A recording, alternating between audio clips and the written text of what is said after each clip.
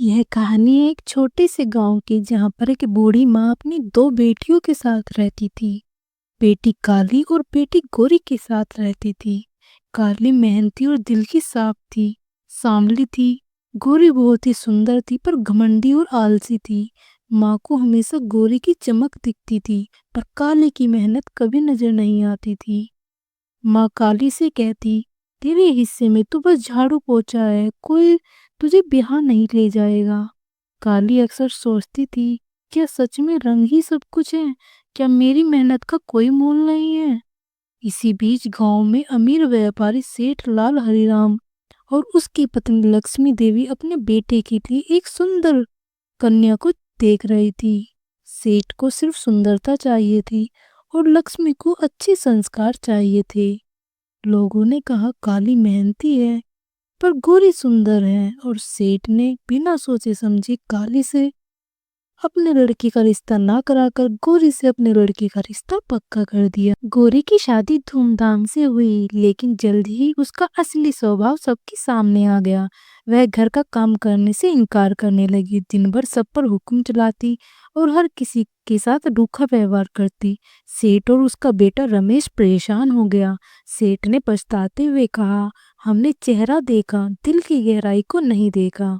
इधर गोरी और काली की माँ यह सोच रही थी कि गोरी के खिलाफ शिकायत काली ने की है। काली शायद गोरी के खिलाफ साजिश कर रही है। गुस्से में उसने काली को घर से बाहर निकाल दिया। अकेले भटकती काली को गांव के जमींदार राजीव सिंह ने सहारा दिया।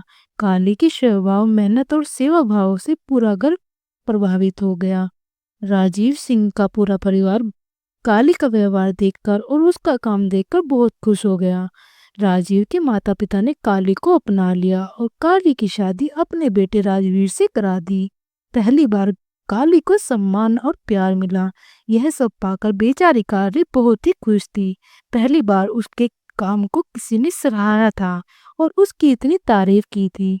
इधर गोरी से परेशान होकर गोरी के ससुराल वालों ने गोरी से रिश्ता तोड़ लिया और गोरी रिश्ता तोड़ने के बाद मायके लौट आई। मायके लौटने के बाद माँ और बेटी ने महसूस किया कि उन्होंने हमेशा काली के साथ अन्याय किया।